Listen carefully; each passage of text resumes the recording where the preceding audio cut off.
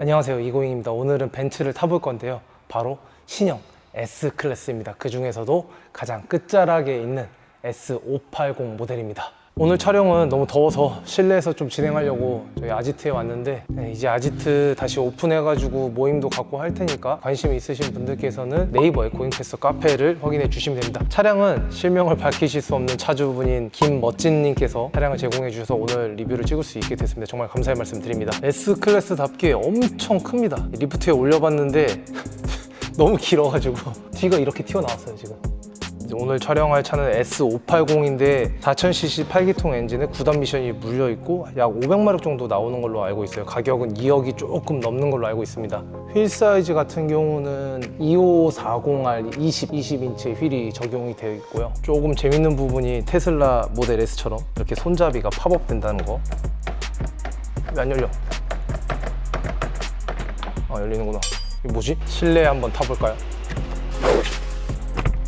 신기하네. 여기 지금 이렇게 깜빡깜빡 거리는 게 실제 눈으로 봤을 때는 보이지가 않는데 화면으로 봤을 때는 이게 보이는 게 좀 신기하네요. 계기판은 예전에 이렇게 가로로 쭉 연결된 계기판에서 테슬라처럼 모델 S처럼 계기판이 커다란 게 하나 생기긴 했는데, 제가 모델 3를 타고 다니다 보니까 이 커다란 화면에 익숙해져서 그런지 이게 별로 커다랗게 느껴지진 않아요. 근데 일단 내연기관 차를 타던 분들이 이 차를 딱 타면은 되게 크게 느끼실 것 같아요. 키도 되게 재밌게 생겼습니다. 이번에는 뒷좌석에 한번 타보도록 하겠습니다. S클래스는 오너 드리븐보다는 슈퍼 드리븐의 목적으로 사시는 분들이 많이 계실 테니까 이 뒷좌석에 또 느낌을 제대로 알아야겠죠.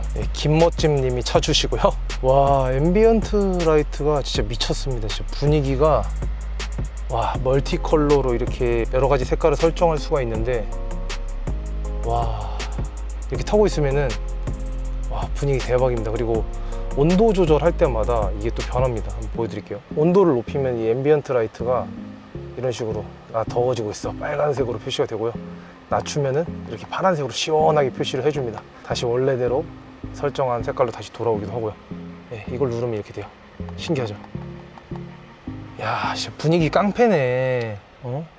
분위기 깡패요. 와, 그리고 송풍구 모양이 너무 멋있는 것 같아요. 진짜 어떻게 이런 디자인을 만들어냈지? 오른쪽은 이렇게 생겼고, 중앙에 있는 건 이렇게 생겼는데, 디자인 진짜 예술입니다. 와, 대박이다. 고급스러움은 진짜 벤츠를 따라갈 수가 없네요. 그리고 2열에서 모든 것들을 다 조작을 할 수가 있는데, 예를 들어서 이런 거 한 방에 다 열리고, 시트 보면은 진짜 고급스러움 끝판입니다. 이 베개 보세요. 이런 거 타고 장거리 여행 가야 되는데 이 송풍구를 열고 닫고 하는 것도 이 버튼을 이용해서 하는 거네요. 신기하다. 사진으로 봤을 때는 뭔가 약간 C클래스, E클래스틱한 느낌이 나가지고 조금 별로였는데, 이 실물을 보니까 그 크기나 고급스러움에 압도돼가지고 확실히 S클래스 같은 포스가 뿜어져 나옵니다. 그리고 여기에 무슨 디지털 라이트라고 해가지고 막 꺼졌다 켜졌다 하면서 뭐 상향등을 켜도 앞차가 눈부시지 않게끔 뭐 그렇다고 하는데, 요즘 차들 웬만한 플래그십 세단에는 다 들어가는 기능이니까 뭐 자세한 설명은 안 드려도 되겠죠. 와, 승차감 이게 되게 낯설면서도 익숙한 느낌이 듭니다. BMW 드라이빙 센터에 롤스로이스가 몇 대 있었거든요. 그리고 제가 이제 VVIP들 상대로 롤스로이스를 가지고서 프로그램을 몇 번 진행한 적이 있었는데, 그때 느꼈던 약간 양탄자 타는 듯한 느낌이 지금 이 S클래스 신형에서도 느껴지고 있어요. 오, 지금 방금 방지턱 넘어갔는데 되게 뭐라고 해야 되지? 이지감이 느껴지네. 이런 막 방지턱이라든지 요철이라든지 이제 바닥에 움푹 패여 있는 곳을 지나갈 때 그 충격을 흡수하는 느낌이 굉장히 부드럽긴 부드러워요. 근데 충격이 아예 없다고 말씀드리기 조금 오바고, 그리고 또 에어 서스펜션이 달려있는 걸로 알긴 하는데, 좌우로 롤을 하면은 대형 세단이고 또 부드러운 서스펜션 세팅을 해놨기 때문에 롤이 많이 생기긴 생깁니다. 약간 두둥실하는 느낌이 있네요. 두둥실하는 느낌이. 극커브 구간입니다.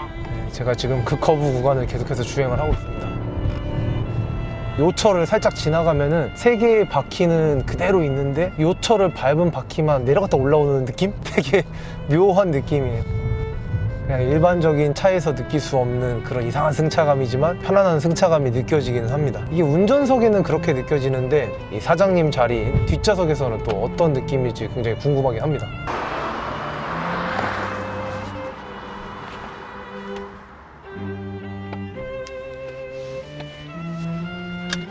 여기 이 벨트 에어백이 있네.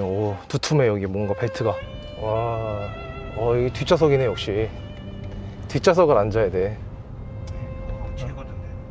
근데 운전도 편한데 이 뒷자리에 앉아 있으니까 엄청 편해요 진짜. 뒷좌석이 이게 진짜 진가네.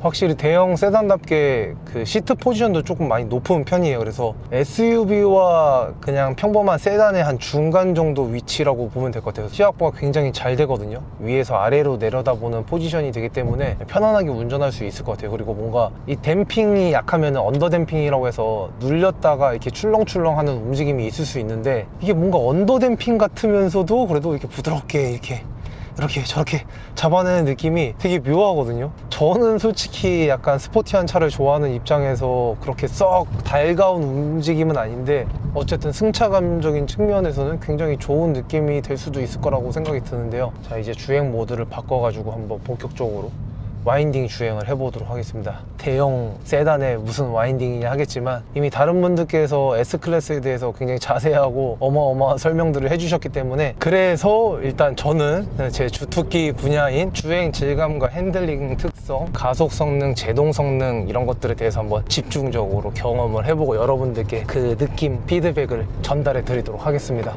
한번 밟아 보겠습니다.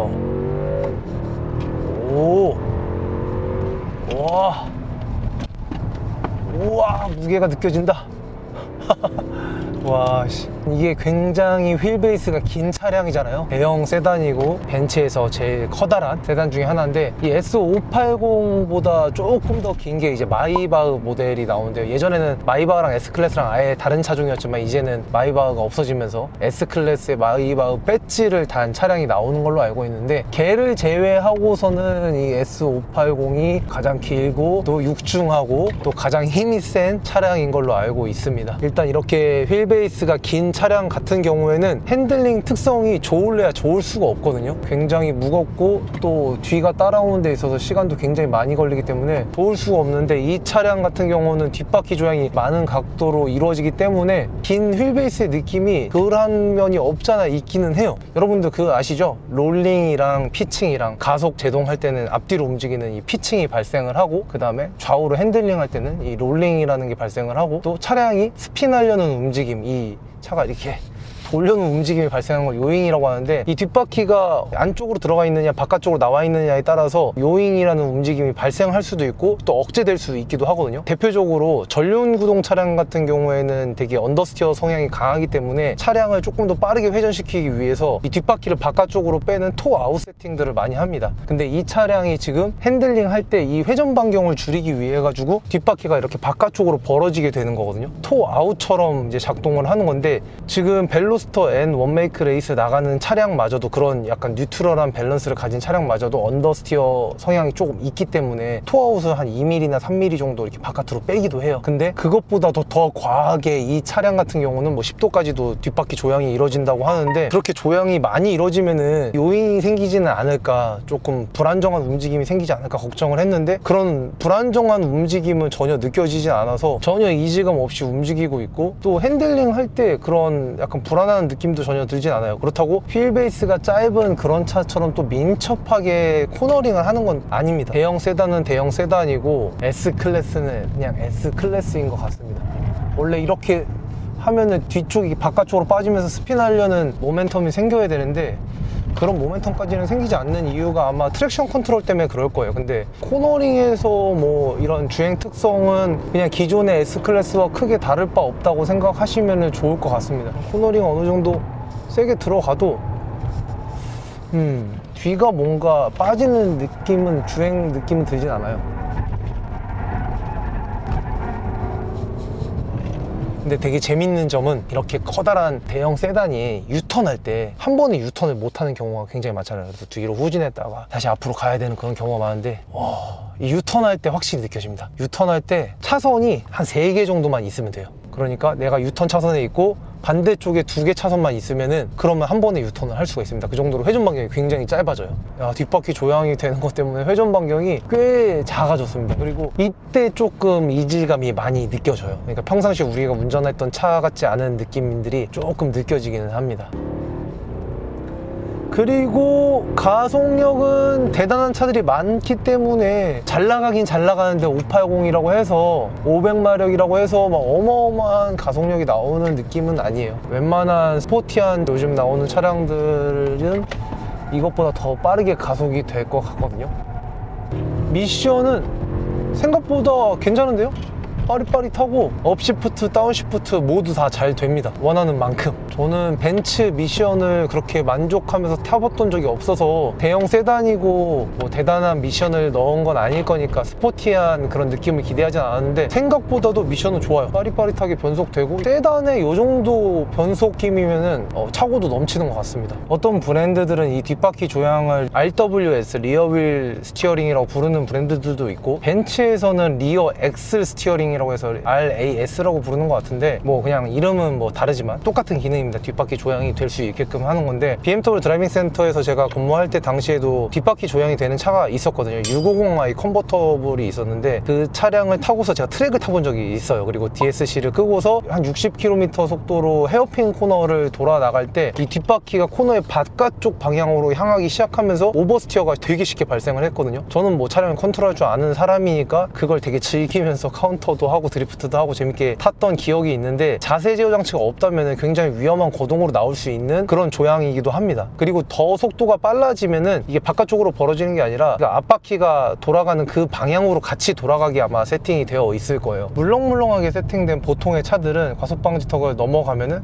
과속방지턱을 타닥 넘고서 출렁이는 그런 움직임이 약간 있는데 이 차 같은 경우는 굉장히 무른 서스펜션 세팅이 됐음에도 불구하고 그 출렁이는 언더대핑의 모습이 전혀 보이질 않습니다. 그래서 빠른 속도로 지나가도 타닥탁 하고 딱 자세를 잡아버려요. 그런 부분이 엄청 신기하게 오기도 하고 이런 종류의 출렁이는 움직임이 없다 보니까 거기서 오는 멀미라든지 불편한 승차감 같은 것들이 많이 사라질 수 있는 것 같습니다. 이걸 뭐라고 정확하게 설명드리기가 정말 조금 애매하고 어렵기는 한데 차는 이렇게 가는데 그 뭔가 범프를 맞는 바퀴만 위아래로 움직이는 느낌? 차체의 움직임은 크지는 않은데 바퀴가 내려갔다 올라갔다 하면서 받는 충격의 느낌은 드라이버나 승객들이 다 느낄 수 있어요. 그래서 아예 충격이 없는 건 아니에요. 막 거짓말처럼 진짜 막 스무스하게 그런 범프나 요철을 그냥 지나가는 건 아니고 타닥하는 충격은 있지만 차체가 흔들리지 않는 그런 편안함이 있다는 거지 그런 부분에서 오해를 하시면 안 됩니다. 물리적으로 그런 것들을 극복할 수 있는 차가 있는지는 모르겠네요. 이 전 세대 S클래스 같은 경우는 롱바디가 확실히 선회할 때 뒤가 조금 늦게 따라오는 그런 느낌이 들었거든요. 그게 뒷좌석에 타면 더 심하게 느껴집니다. 그래서 앞은 선회하기 시작했는데 뒤가 조금 뒤늦게 따라가는 그 갭이 있었는데 그런 갭 때문에 뒷좌석에 앉은 승객이 조금 멀미를 한다든지 승차감이 안 좋게 느껴질 수 있겠구나라는 생각도 잠깐 그때는 했었거든요. 근데 제가 뭐 S클래스를 쇼퍼 드리븐으로 매일같이 뒷좌석에 타본 건 아니라서 정확하게 뭐라고 평가를 내리기는 굉장히 어렵지만 일단 뒷바퀴 조향이 들어가기 시작했으니까 그런 움직임은 아마 많이 줄어들 거라고 생각이 듭니다. 운전석에 앉아서 느끼는 느낌은요 그냥 평범한 세단의 느낌이에요. 이게 뒷바퀴 조향이 된다고 해서 엄청 날카롭게 차선 변경이 된다든지 혹은 약간 이질감 있는 느낌으로 뱀처럼 막 꽈리를 틀면서 차선 변경이 된다든지 하는 느낌은 아니에요. 그냥 평범한 세단의 느낌이고 그렇게 길지 않은 중형 세단 정도의 느낌이라고 보시면 될 것 같습니다. 이 이질감이 가장 많이 느껴질 때는 정말 짧게 턴할 때 유턴할 때나 주차할 때나 이럴 때는 너무 회전 반경이 짧아져 가지고 그때는 조금 뒷바퀴가 많이 조향되는 것들이 느껴지긴 하는데 평상시에 이런 코너링에 있어서는 그런 이질감까지 느껴질 만큼 뒷바퀴가 조향되는 것 같진 않아요.